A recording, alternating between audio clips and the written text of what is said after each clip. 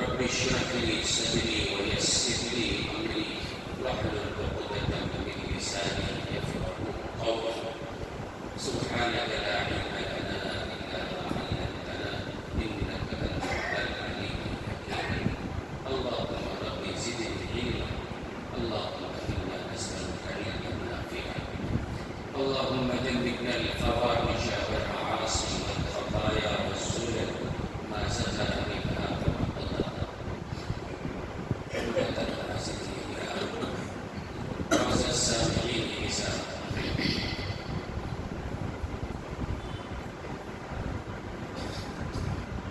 پچھلے ہفتے دو باتیں ایسی ہوئی ہیں کہ مسلمانوں کے لیے بہت ہی تشویشناک افسوسناک ہے۔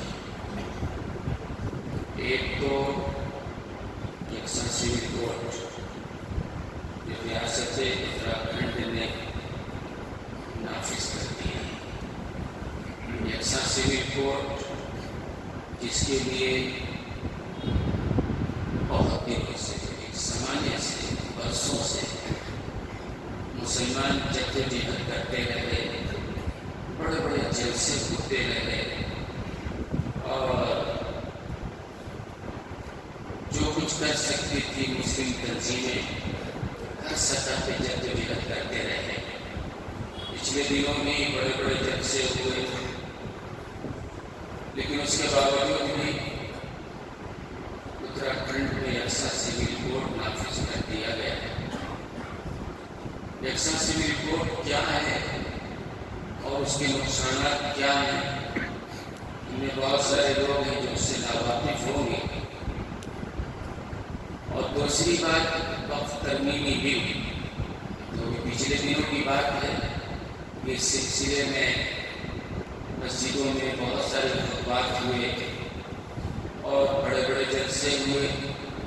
بنگلور میں بھی عیدگاہ قدوس صاحب میں بڑا جلسہ ہوا، ہزاروں لاکھوں افراد اس میں شریک ہوئے، پورے ملک کے اکابر علماء کرام اس میں شامل ہوئے اور ای میل کے ذریعے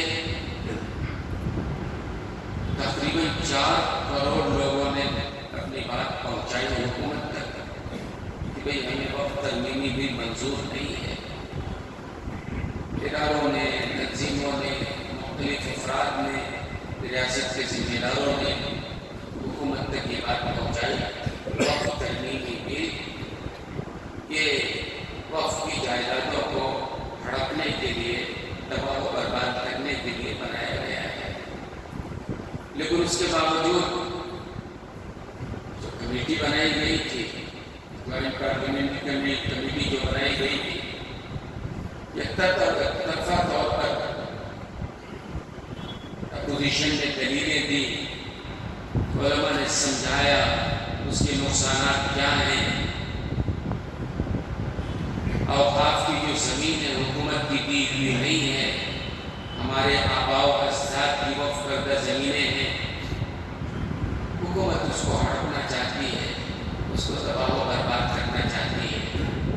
تو مالی اعتبار سے مسلمانوں کے لیے وقف کا مسئلہ، شرعی اعتبار سے یکساں سول کوڈ کا مسئلہ، ان دونوں کے لیے بے شمار جدوجہد کرتے رہے ہیں مسلمان، لیکن کہتے ہیں جب بگڑتی ہے ظالم کی نیت نہیں کام آتی دلیل اور حجت۔ ظالم کو جو کام کرنا ہے وہ کرنا ہے، طے کر لیا ہے اس نے کہ مسلمانوں کو نیست و نابود کرنا ہے،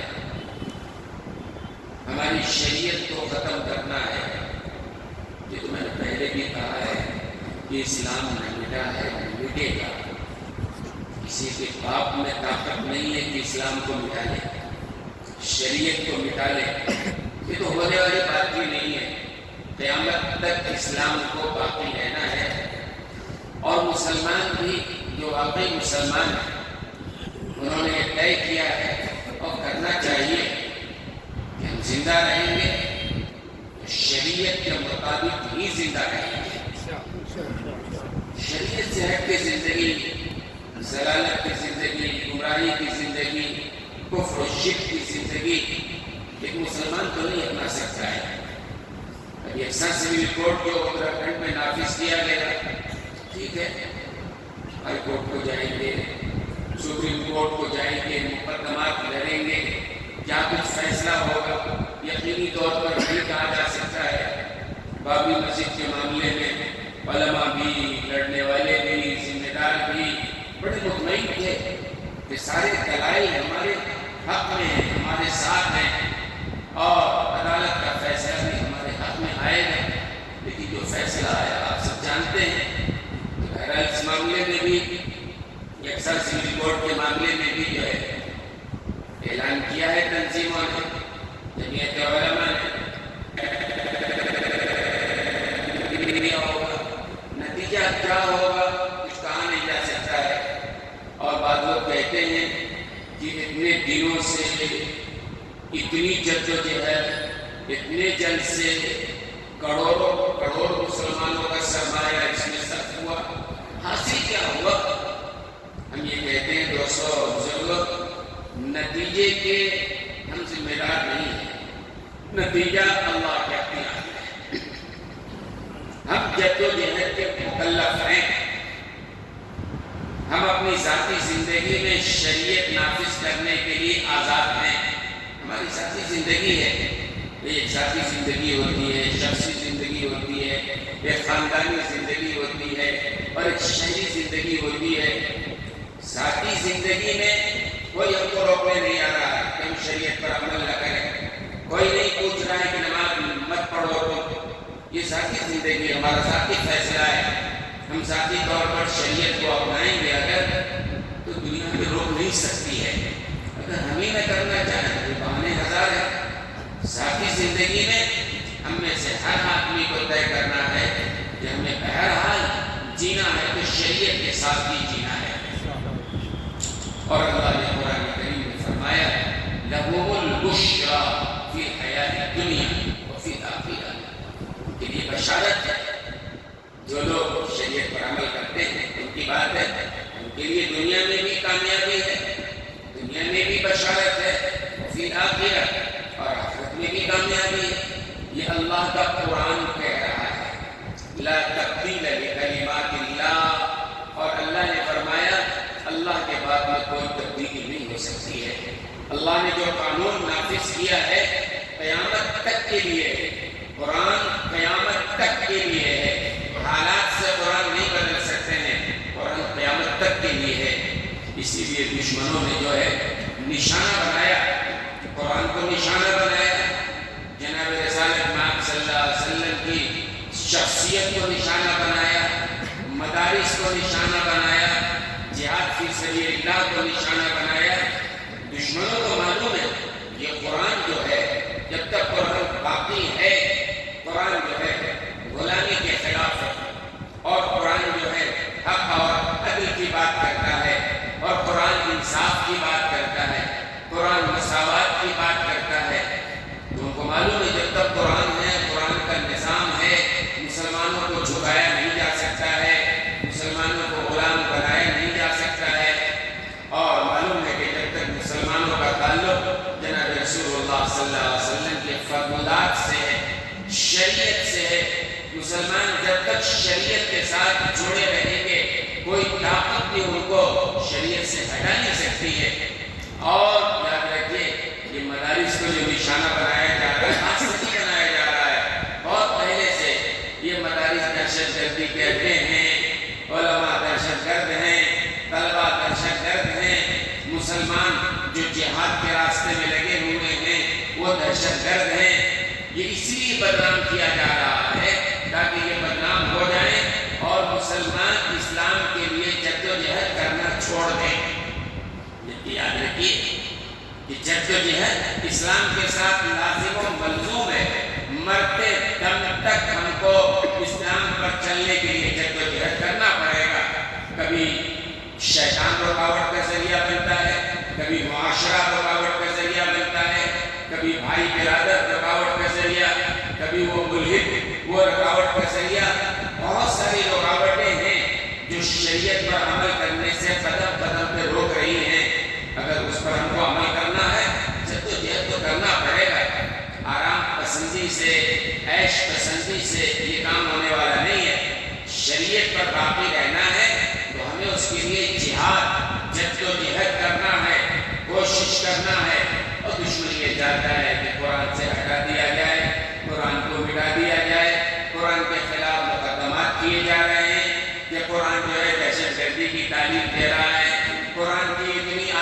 کو نکال دو، یہ شبہ پیدا کیا جا رہا ہے یہ قرآن اللہ کا کلام نہیں ہے۔ کسی بندے نے الفرقان نامی ایک کتاب بھی لکھا کہ یہ اصل قرآن ہے۔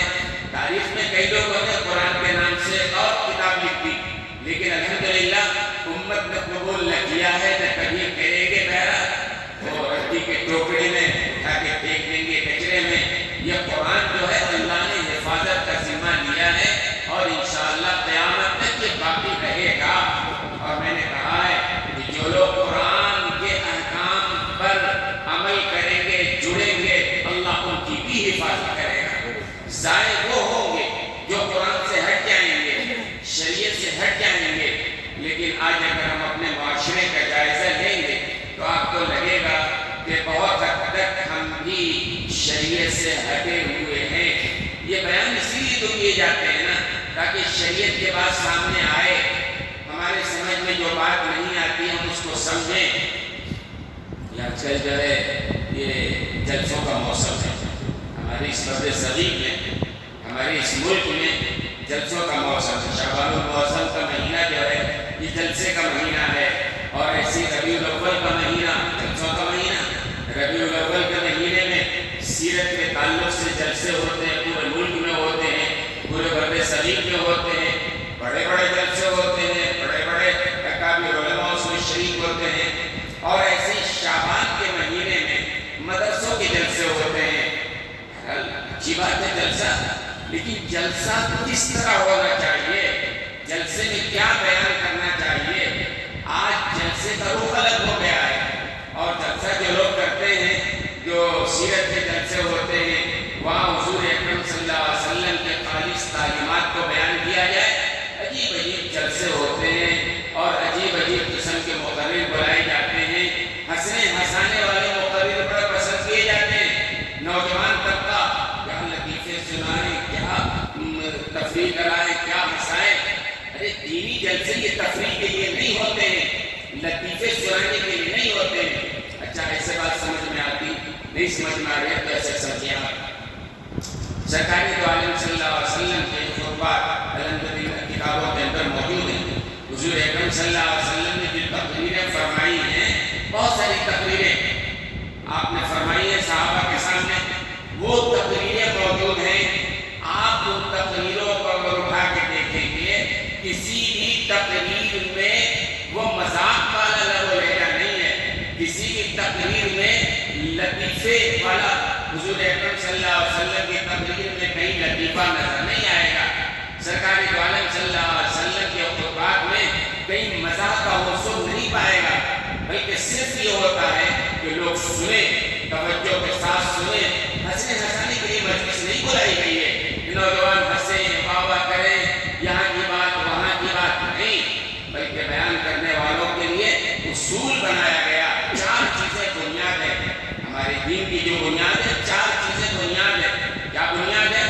ایک قرآن بنیاد ہے، دوسرے احادیث رسول بنیاد ہے، تیسرے اجماع امت بنیاد ہے، اور چوتھے قرآن و حدیث اور اجماع امت کے روشنی میں جو قیاس کیا جائے وہ امت کے لیے جو ہے رہنما ہے۔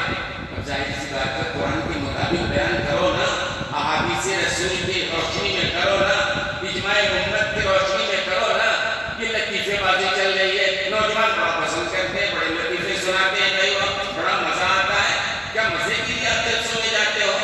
جلسے کا فائدہ ایک عالم نے لکھا، ایک بڑے مقرر کو بولا، بڑے عالم کو بولا، مدلل اور بہترین تقریر قرآن و حدیث کی روشنی میں تقریر ہو، اس کے بعد مسخرے کو بولا لو۔ اب یہ ایک مسئلہ ہے، مطلب یہ جو لوگ فقرہ سنانے والے اور ہنسنے ہنسانے والے کہتے ہیں وہ جو تقریر کسی بڑے عالم کے قرآن و حدیث کی روشنی میں ہوئی ہے، اس کے بعد کوئی ہنسنے ہنسانے والا آ جائے، وہ سارا اثر ظاہر ہو جاتا ہے اور وہ رنگ چڑھ جاتا ہے۔ ایسے ہی آج کل کے جلسوں میں، یہ تو اصل میں شروع ہوا تھا بہار سے، بنگال سے، جھارکھنڈ سے، کہ آج کل کے جلسوں میں وہ گویے بلائے جاتے ہیں، نعت خواں بلائے جاتے ہیں۔ وہ نعت خواں وہ فلمی گانوں کے طرز میں نعت پڑھتے ہیں، آواز اچھی ہوئی، مہمان اٹھتے ہیں، لوگ واہ واہ واہ واہ۔ تقریر میں تو کبھی واہ واہ سبحان اللہ کے الفاظ نکلتے نہیں ہیں، وہ جو آتے ہیں گانے والے بلواتے بول بول بول سبحان اللہ بولیے، ماشاء اللہ تعریف کرا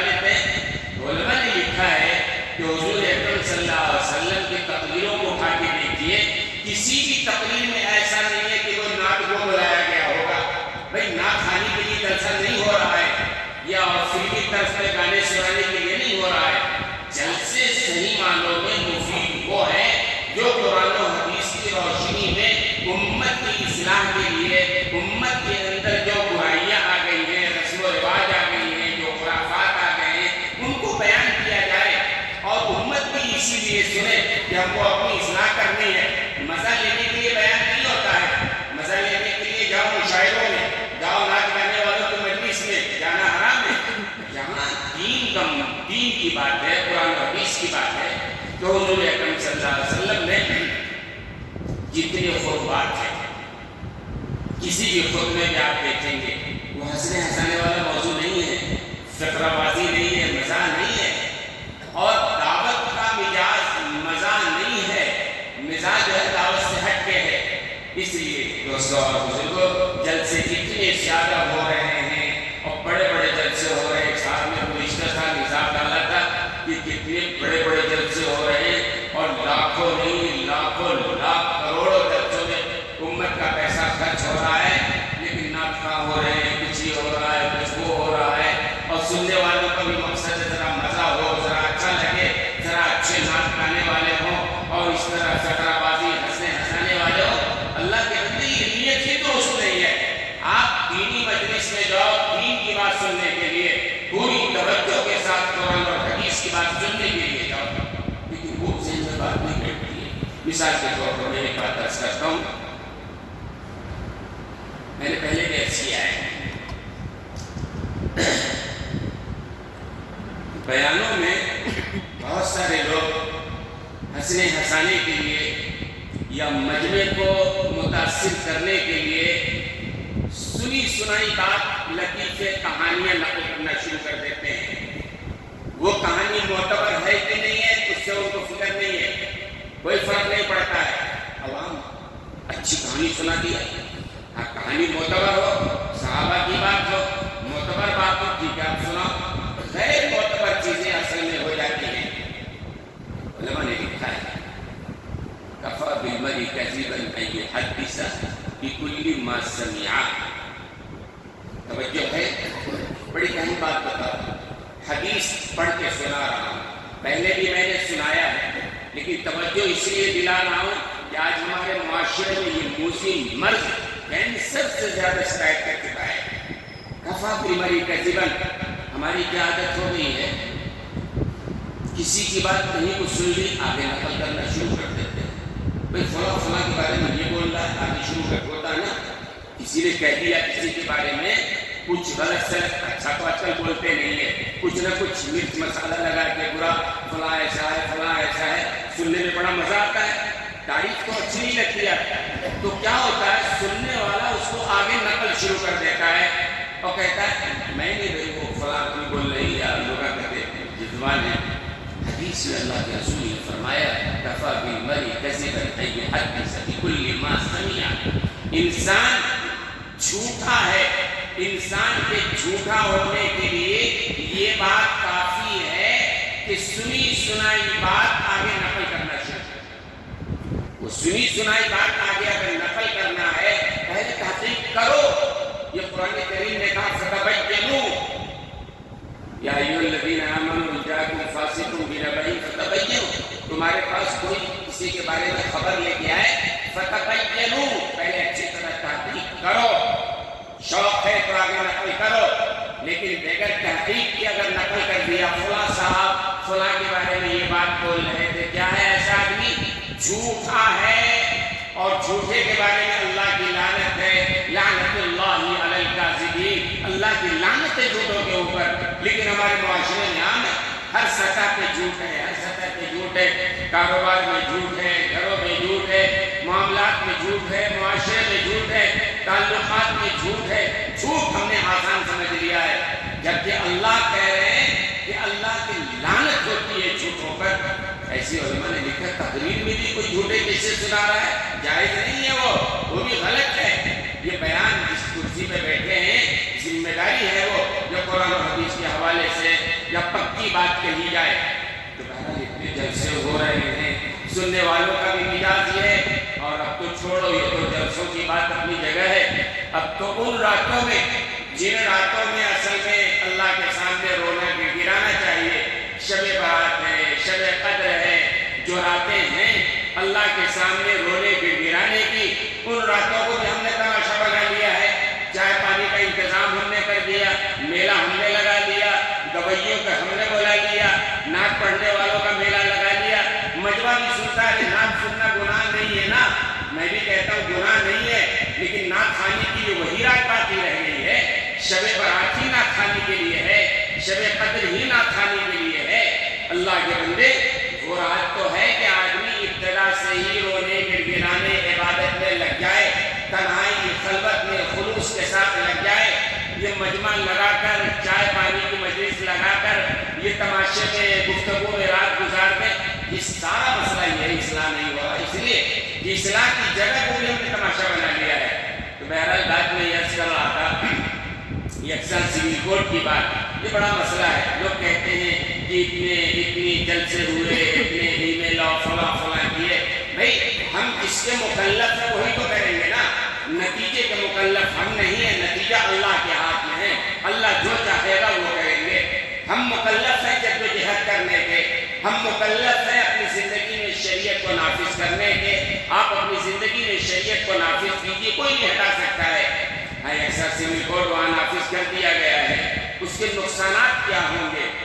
لوگ کہتے ہیں کہ اسلام 1400 سال پہلے آیا ہے اور ہمارا دھرم تو بہت پرانا ہے، ہزاروں سال۔ یہ غلط ہے، اصل میں ہمارا عقیدہ ہے روایتوں کے مطابق کہ دنیا کی سب سے پہلے انسان حضرت آدم علیہ السلام ہے، سب سے پہلے انسان وہی ہے، سب سے پہلے رسول ہیں، سب سے پہلے نبی ہیں، اللہ کے پیغمبر ہیں حضرت آدم علیہ السلام۔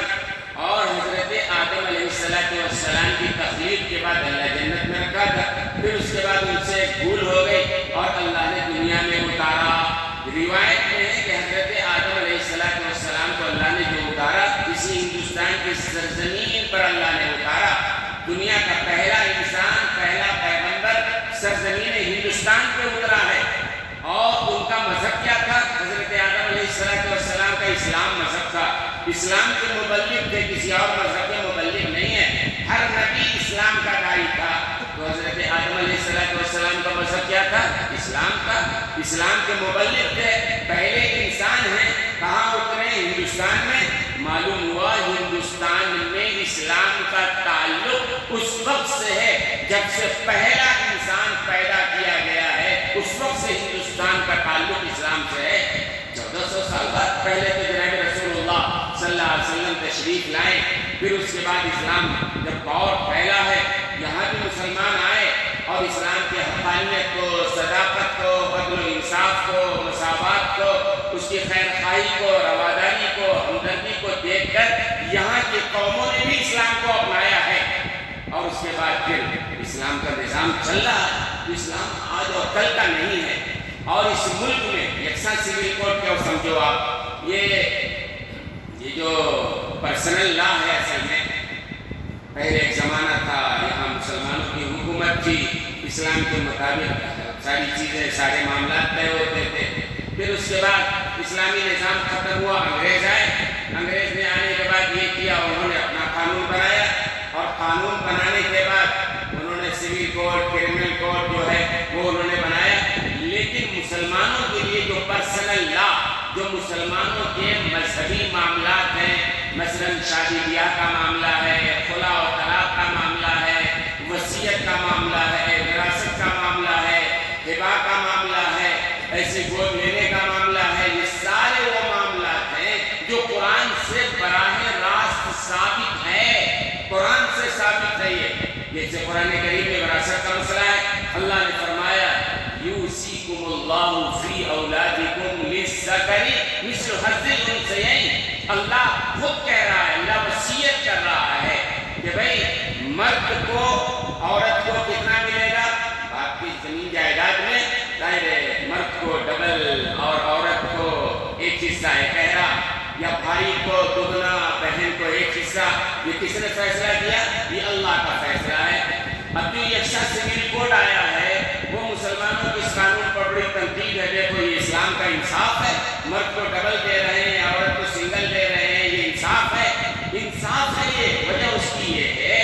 تو اللہ کا قانون ہے۔ عقل کے نظریے سے بھی دیکھو گے، اگر آپ ایک مرد ہے، بالغ ہوتا ہے، شادی ہوتی ہے، شادی کے بعد اولاد ہے، یہ ساری ذمہ داری کس کے اوپر ہے؟ مرد کے اوپر ہے۔ اولاد کے نان و نفقہ کی ذمہ داری، بچے کے نان و نفقے کی ذمہ داری، بیوی کے نان و نفقے کی ذمہ داری کس پر ہے؟ مرد پر ہے، شوہر کے اوپر ہے، عورت کے اوپر نہیں ہے۔ یہ سب ساری ذمہ داری اس پر ہے، اس لیے شریعت نے مرد کو دگنا دیا ہے۔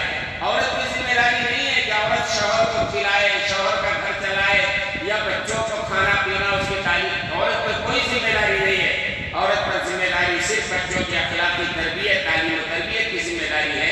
اس بنیاد پہ شریعت نے یہ اصول رکھا ہے۔ تو ایسے نکاح کے معاملے میں جب یکساں سول کوڈ، اچھا یکساں سول کوڈ میں جو قانون نافذ کیے گئے ہیں، اکثریت وہی ہے جو ہندو کوڈ ہے، ہندو پرسنل قانون جو ہے ان کا، اسی کو نافذ کیا گیا ہے۔ یعنی آئندہ چل کر قانونی طور پر مسلمان اگر اپنے شریعت پر عمل کرنا چاہیں، شادی بیاہ کے معاملے میں، ہبہ کے معاملے میں، وراثت کے معاملے میں، نہیں کر سکتے ہیں۔ قانون میں یکساں سول کوڈ میں یہ بھی ہے کہ ایک نوجوان مرد اور عورت اگر ایک ساتھ رہنا چاہے بغیر شادی کے رہ سکتے ہیں۔ چاہے اسلام کہتا ہے یہ زناکاری ہے، بدکاری ہے، یہ حرام ہے، غلط ہے، لیکن وہ کہتے ہیں قانون ہے، قانون کے تحت رجسٹر کراؤ، اور کوئی بھی نوجوان لڑکی لڑکا اگر ایک ساتھ ایک روم میں رہنا چاہتے ہیں، اختیار ہے۔ اسلام کہتا نہیں، یہ غلط ہے، بالکل جائز نہیں ہے غیر محرم کے لیے۔ تو قانون ایسے یکساں سول کوڈ میں ہے، وہ سارا کا سارا قانون وہ غیروں کا جو ہے، یہ ہندو پرسنل جو ہے، اس قانون کو ہی سب کے اوپر نافذ کیا جا رہا ہے۔ ظاہر سی بات ہے، ایسے حالات جب پیدا ہوں گے تو پھر بے چینی بڑھے گی اور انتشار پھیلے گا، مسلمانوں کے لیے مشکلات ہوں گے۔ مسلمان تو جدوجہد کریں گے انشاءاللہ، اور جب تک اسلام ہے، مسلمان ہیں، جدوجہد تو کرنا ہی کرنا ہر سطح پہ ہے۔ باقی مالک اللہ ہے، کیا ہوگا نہیں ہوگا۔ تو یکساں سول کوڈ جو نافذ کیا گیا ہے، ان چیزوں پر ہم مسلمانوں کے لیے، اور آئندہ چل کے کہتے ہیں یکساں سول کوڈ اصل میں یہ تھوڑے دنوں کی بات ہے کہ پھر پورے ملک میں نافذ کر دیا جائے، اور پھر اس کے بعد یہ جو ہندو اسٹیٹ بنانا چاہتے ہیں، یہ ملک ہندو راشٹر بنانا چاہتے ہیں، اس کی طرف یہ قدم ہے کہ ہمارے قانون کو مانو۔ ہمارا جو طریقہ ہے، مسلمان جیتے جی ظاہر ہے غیروں کے قانون پہ تو نہیں چل سکتا نا۔ ہاں، ہمارا قانون اگر کسی اور کا ہوتا چھوڑ دیتے، یہ اللہ کا دیا ہوا قانون ہے، قرآن کا دیا ہوا قانون ہے، رسول اللہ صلی اللہ علیہ وسلم کا دیا ہوا قانون ہے، شریعت ہے، اس سے ہم دستبردار نہیں ہو سکتے۔ تو دوستو اور بزرگوں، یہ جو حالات وقت ترمیمی بل کا جو مسئلہ ہے، وہ بھی کافی جدوجہد کیا مسلمانوں نے، اور بہت انہوں نے جو ہے جو کچھ تھا اپنی جدوجہد کیا، علماء کے شانہ بشانہ کھڑے رہے، تنظیموں نے کی، اداروں نے کی، بڑی جدوجہد کی ہے، لیکن ساری اکثریت جو ہے اس کی نیت ٹھیک نہیں ہے۔ وہ چاہتی ہے کہ جس طرح چاہیں گے ہم کریں گے۔ JPC نے منظور کر لیا، اور چونکہ اکثریت ان کی تھی، اکثریت کی بنیاد پہ جو چاہیں منمانی، اور آگے چل کے دیکھیے منظور اگر ہو گیا تو ظاہر ہے ہمارے اوقاف جو ہیں یہ تباہ و برباد ہو جائیں گے۔ اور یہ پہلے میں نے بتایا ہے کہ اوقاف سے مطلب یہ مسجد بھی اوقاف نہیں ہے، قبرستان بھی اوقاف نہیں ہے، عیدگاہ بھی جو ہے یہ اوقاف نہیں ہے۔ تو ظاہر سی بات ہے، کوئی جا کے پوچھے جو سینکڑوں سال سے، ہزاروں سال سے قبرستان ہے، کوئی جا کے آج پوچھے اس کے پیپر لاؤ، کہاں سے لائیں گے بھائی؟ سینکڑوں سال سے مسجد بنی ہے، پیپر لے کے آؤ۔ تو ظالم کی نیت اصل میں یہ ہے کہ ہمارے اداروں کو تباہ و برباد کیا جائے اور شریعت کے راستے سے ہٹایا جائے، مسجدوں سے، مدرسوں سے، عیدگاہوں سے ہمارے لیے بے دخلی کا طریقہ پیدا کیا جائے۔ تو ایک دعا بھی کرنا ہے، اللہ کی طرف رجوع بھی کرنا ہے۔ ظاہر سی بات ہے ہمارے لیے بڑے مشکل حالات ہیں، اور پہلے سے بھی جہاں تک مشکل حالات کی بات ہے، آج نہیں ہے، رسول اللہ صلی اللہ علیہ وسلم کو بھی مشکل دور سے گزرنا پڑا ہے، مکے میں بھی آپ کو مشکل حالات سے گزرنا پڑا ہے، مدینے میں بھی مشکل حالات سے گزرنا پڑا ہے۔ بعد کے دور میں بھی دیکھیں کہ مسلمان ہمیشہ جدوجہد کے دور سے گزرا ہے، آج بھی مسلمانوں کو جدوجہد کرنا پڑے گا، بیدار ہونا پڑے گا۔ انتشار کو ختم کرنا پڑے گا، یہ لازم ہے، ورنہ ہمارے لیے مشکل ترین گھڑی آ رہی ہے، اور ظالم جو ہمارا دشمن ہے ایک ایک چیز کو ہمارے لیے مشکل سے مشکل تر بناتا چلا جا رہا ہے۔ ہمارے لیے کہ ہم اللہ کی طرف رجوع کریں، اللہ سے دعا کریں، اللہ کے سامنے گر گرائیں، اور اللہ سے یہ کہیں، کرنے والی ذات تو اللہ کی ہے نا، اور ہم اگر صحیح ہو جائیں تو اللہ کی رحمت کی متوجہ ہوگی۔ ہم صحیح نہیں ہیں، میں بار بار کہہ رہا ہوں، آج ہمارے صفوں میں جھوٹ ہے، ہر آدمی دوسرے کے لیے جھوٹ پھیلا رہا ہے، دوسری بات غلط سلط باتیں کہہ رہا ہے۔ اللہ کے لیے ذرا اپنی زبان کو درست کرو اور شریعت کے مطابق اپنے آپ کو پابند بناؤ۔ غیبت ہمارے معاشرے میں، چغل خوری ہمارے معاشرے میں، ایک دوسرے کے ٹانگ کھینچنے کے معاملہ ہمارے معاشرے میں، قدم قدم پہ مشکلات کھڑا کرنا اپنے بھائیوں کے لیے۔ اور یہ جو کہا جاتا ہے، یکساں سپریم کورٹ کے معاملے میں کہا گیا کہ یکساں ایک قانون پورے ملک والوں کے لیے اگر ہو گیا تو آپس میں امن ہوگا، اتحاد ہوگا، اختلاف ختم ہوگا۔ یہ جھوٹ ہے، بکواس ہے۔ ایک قانون کے ماننے والوں کے درمیان اختلاف نہیں ہوتا کیا؟ پہلی جنگ عظیم جو ہوئی ہے، پہلی جنگ عظیم جو دنیا میں ہوئی ہے، دو بڑی جنگیں، پہلی جنگ عظیم، دوسری جنگ عظیم، یہ جو دو جنگیں ہوئی ہیں بڑی جنگیں، پہلی جنگ عظیم کی بنیاد جو ہے یہ جرمنی، فرانس اور برطانیہ میں لڑی تھی، یہ اصل تھے، اور یہ تینوں کے تینوں وہ ہیں جو کرسچن ہیں۔ برطانیہ بھی کرسچن ہے، جرمنی بھی کرسچن ہے، فرانس بھی کرسچن ہے، یہ تینوں ایک ہی مذہب کے ماننے والے تھے، اور جنگ عظیم انہی سے شروع ہوئی ہے۔ دوسری جنگ عظیم بھی جو ہوئی ہے وہ بھی انہی لوگوں کے ذریعے ہوئی ہے۔ ایک مذہب کے ماننے والے تھے، ایک تہذیب کے ماننے والے تھے، لڑائی کیوں ہوئی؟ یہ کہنا کہ ایک قانون کے ماننے والوں کے درمیان لڑائی نہیں ہوتی ہے، یہ بنیادی طور پر غلط ہے، یہ بچہ بھی کہہ سکتا ہے غلط ہے۔ آپ ایسے سمجھیں، دو مسلمان ہیں، آپس میں لڑ رہے کہ نہیں لڑ رہے؟ دو مسلمانوں کے مقدمات عدالت میں جا رہے کہ نہیں جا رہے؟ عدالت میں چلے جائیے آپ، بہت سارے مقدمات ملیں گے، پہلا فریق بھی مسلمان، دوسرا فریق بھی مسلمان ہے نا، جبکہ دونوں کا کلمہ ایک ہے، دونوں کا قبلہ ایک ہے، دونوں کا مذہب ایک ہے، دونوں کے نماز روزے ایک ہیں، دو مسلمان لڑ رہے ہیں کہ نہیں لڑ رہے ہیں؟ اگر ایک مذہب کی بنیاد پہ لڑائی نہیں ہوتی تو کیوں لڑائی ہو رہی ہے؟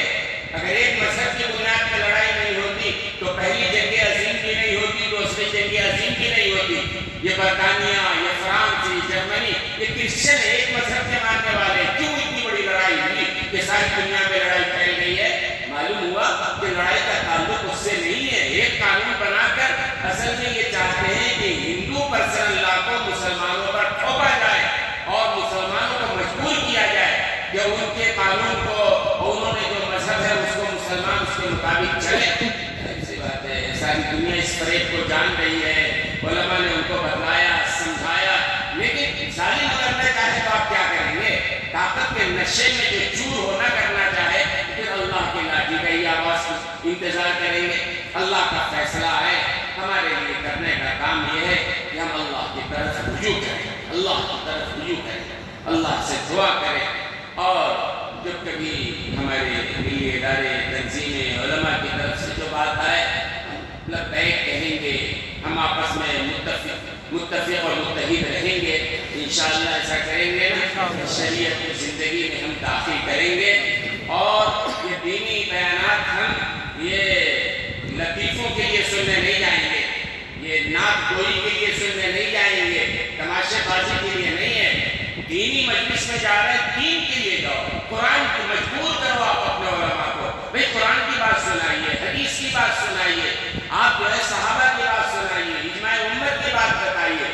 جو عالم انتشار کی بات کرتا ہے ایسے وہ رد کیجیے، یہ پہلے انتشار کم ہے تو اور انتشار پیدا کریں گے آپ۔ اور وہ لوگ بھی جو بات بات پہ امت میں انتشار کے لیے کھڑے رہتے ہیں ان کو بھی سوچنا چاہیے کہ کیا کر رہے ہو آپ علماء کے خلاف کھڑے کر رہے ہو، ایک دوسرے کے خلاف کھڑے کر رہے ہو، ثواب کا کام کر رہے ہو آپ۔ تو انشاءاللہ ہم غور کریں گے نہیں اس پر، اور اللہ سے دعا بھی کریں گے اللہ اس مشکل کو ہمارے لیے آسان فرما دے۔ اور ایک آخری بات وہ بھی عرض کرنی تھی مجھے، بہت سارے لوگ ہیں جو اعلانات دیتے ہیں.